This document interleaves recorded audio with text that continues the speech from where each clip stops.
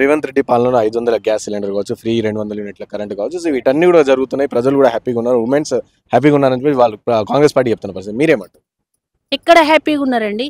ఏదో ఇప్పుడు ఒక 10% మందికి ఇచ్చి అరచేతిలో తేనె పోసి మోచేతి వరకు నాకిపిచ్చేసేస్తే ఇదే ఇదే ఇదే అభివృద్ధి అంటే ఎక్కువ 10 మందికి ఇచ్చేసి అది ఆ 10 మంది కూడా ఎవరు కాంగ్రెస్ పార్టీకి సంబంధించిన వాళ్ళు కావచ్చు, వాళ్ళ పార్టీకి సంబంధించిన వాళ్ళ వట్టుకే వాళ్ళ పార్టీలు. ఇప్పుడు ఫర్ ఎగ్జాంపుల్ మొన్న రుణమాఫీ అన్నారండి, 2 లక్షల వరకు రుణమాఫీ అన్నారు. ఎంతమందికి అయింది అసలు రాష్ట్రం మొత్తం మీద చూస్తూ ఉంటుంటే?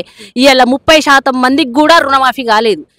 మరి ఇదే ఆ 30% మంది కూడా ఎవరు అనుకున్నావు? కాంగ్రెస్ పార్టీకి చెందిన వాళ్ళే. వాళ్ళ కార్యకర్తలకు, వాళ్ళ కుటుంబాలకు, వాళ్ళ కాంగ్రెస్ పార్టీ విజయం కోసం పనిచేసిన వాళ్ళకు మాత్రమే రుణమాఫీ చేసిర్రు. మిగతా వాళ్ళకు ఎవరికి రుణమాఫీ కాలేదండి.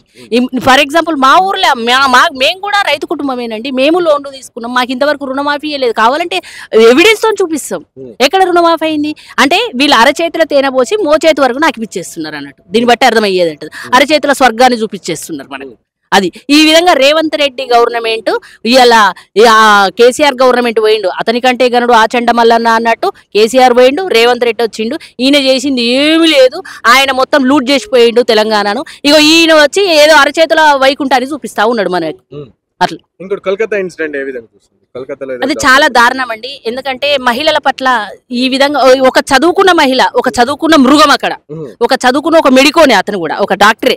ఈ విధంగా మహిళలను కూడా ఇప్పుడు చదువు రానోడు అని అంటేనేమో వాడికి చదువు రాదురా, వాడు ఒక మూర్ఖుడు, వాడు ఒక పశువు అనొచ్చు. ఇక్కడ చదువుకున్న పశువులు అవన్నీ చదువుకున్న మూర్ఖుడు చేసిన దారుణం. దీన్ని చాలా తీవ్రంగా ఖండించాలి మహిళా లోకం. అలాంటి వారిని ఎట్లా అంటే బహిరంగంగా ఉరిదీయాలి. ఉరిదీస్తే ఇంకొకరికి బుద్ధి వస్తుంది ఇట్లా. ఎందుకంటే పాపం ఒక ఆడపిల్లను అతి దారుణంగా రేప్ చేసి చంపడం అన్నది చాలా మానసిక వేదకు గురి చేస్తుంది. అట్లాంటి మానవ మృగాన్ని బహిరంగంగా అందరూ చూస్తున్నప్పుడే ఉరిదీయాలని మా మహిళా లోకం తరపున మేము డిమాండ్ చేస్తున్నాం.